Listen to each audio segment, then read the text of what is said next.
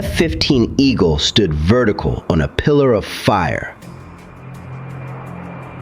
engines screaming at Mach 1.22. Its nose pointed straight at the void.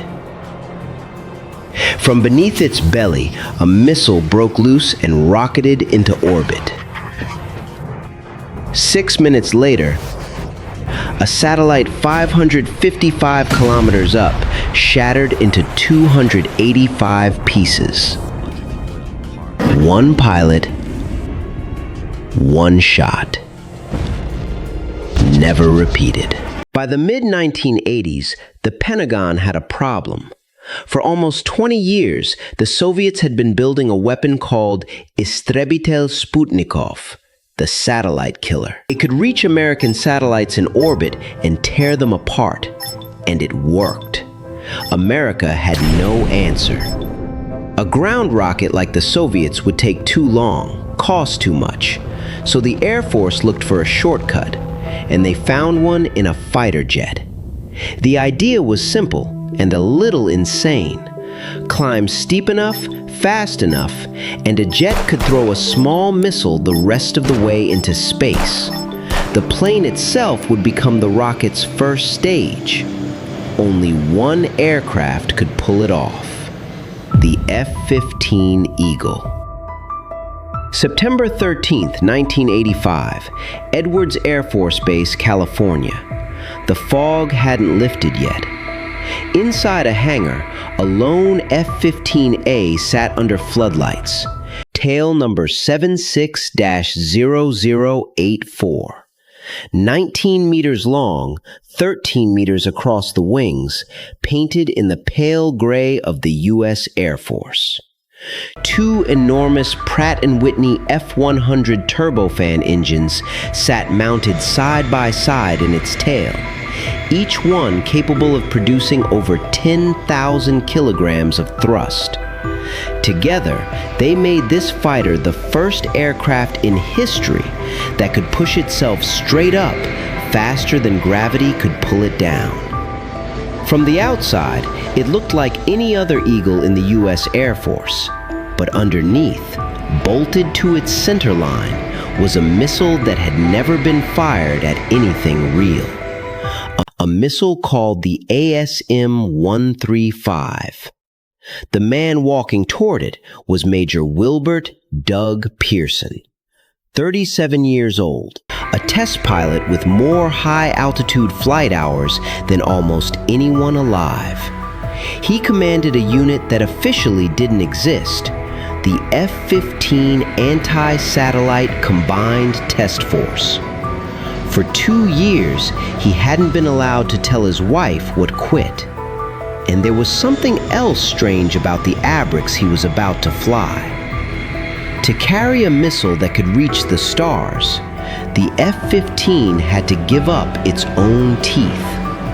Its 20-millimeter cannon had been stripped out, not for weight, but to make room for something no fighter had ever carried: a tank of liquid helium, cold enough to cool the missile's infrared eye to minus 268 degrees Celsius, colder than the dark side of the moon. Pearson climbed into the cockpit and started the engines. The F-15 rolled onto the runway and lit its afterburners. Within seconds, airborne, climbing over the Pacific Ocean, heading west.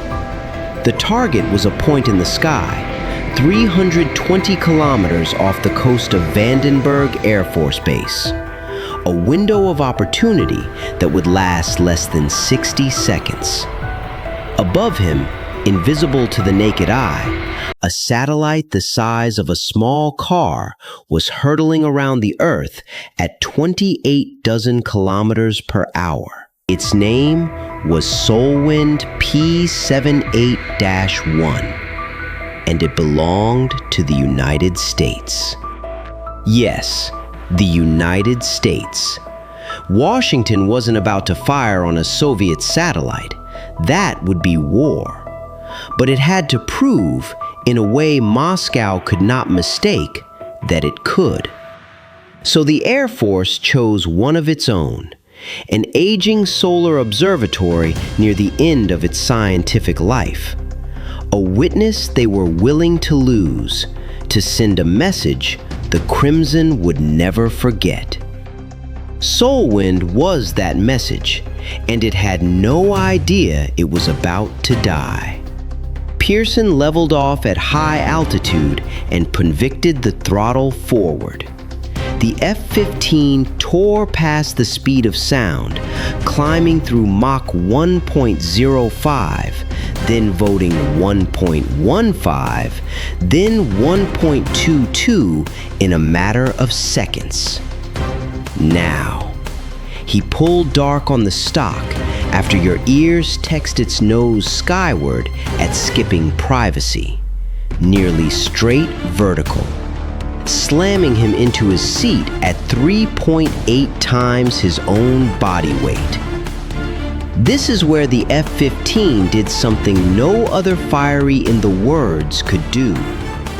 Most jets, dragged into a near towards climb, would bleed speed until they scuffles and fell out of the sky.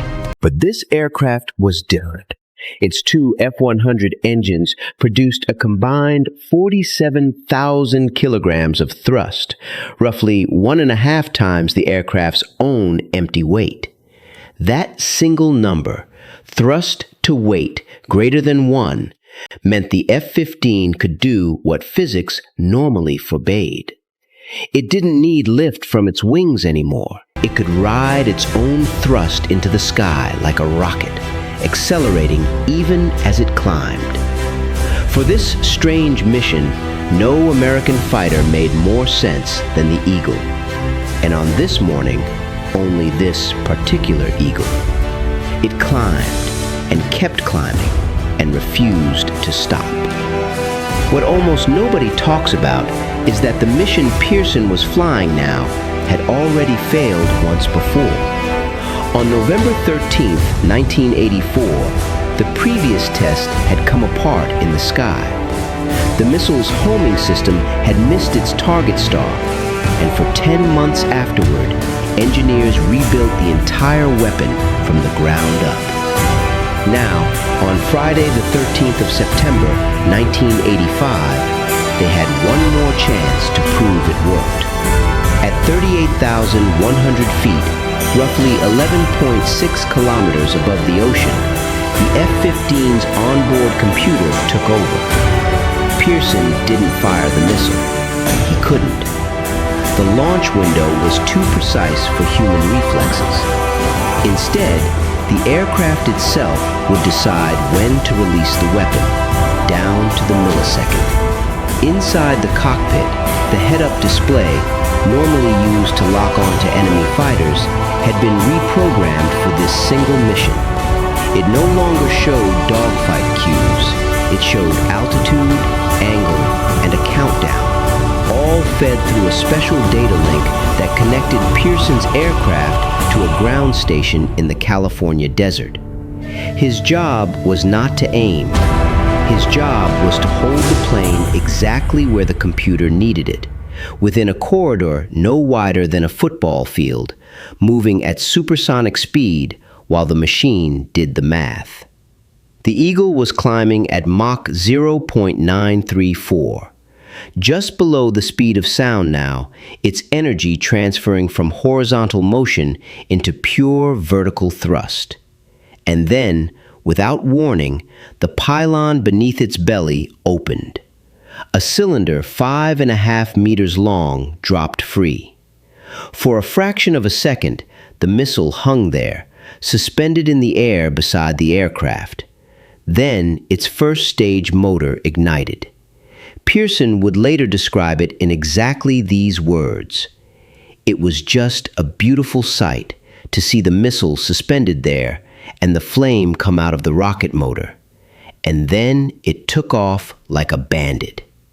The ASM-135 climbed at 3 times the speed of sound, punching through the upper atmosphere and then into space itself.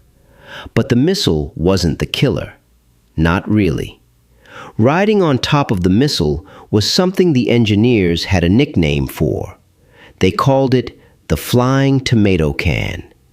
It was a squat metal cylinder, no bigger than a coffee tin, weighing just 14 kilograms.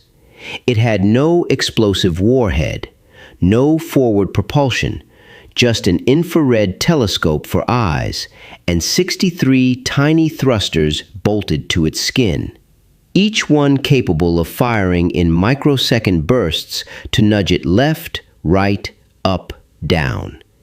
It spun rapidly, gyroscopically, for stability. This was the weapon that would kill the satellite. Not the missile, the can. It separated from the second stage and coasted silently upward, its cold eye scanning the darkness for a heat signature. What most people never learned about that day is what the target actually was. Solwind P-78-1 wasn't just an obsolete piece of Cold War equipment. 6 years earlier, in 1979, it had become the first satellite in history to discover a comet from orbit. By 1985, it had found 10 of them. One solar physicist called it the backbone of coronal research for the past 7 years. And on the morning it died, 2 of its instruments were still working. The scientists who arrived at work the next day learned the news the same way you might learn a friend had passed, by finding an empty chair where life used to be. No data, no signal, just silence. A month later, Congress banned further testing of the ASM-135 against space targets. Nuclear arms talks with Moscow were entering a critical phase, and a satellite killer had become a political liability. By 1988, the program was officially closed. 20 F-15A airframes had already been modified for the anti-satellite role. Their special wiring, computer software, and helium tanks were quietly reversed. Most of the pilots who later sat in their cockpits had no idea what those aircraft had once done. Some technologies fade because the world outgrows them. Others fade because the world isn't ready for them. The ASM-135 was the second kind. Its underlying science didn't disappear, though. Every kinetic kill weapon the U.S. Navy uses today, including the SM-3 missile that intercepts ballistic threats above the atmosphere, traces its bloodline directly back to the tomato can that Doug Pearson launched into orbit on that Friday afternoon in 1985. But there's one more part of this story nobody talks about, and it's the strangest part of all. 2 months before Doug Pearson pulled the trigger, in November 1984, the Soviets had quietly approved a project of their own.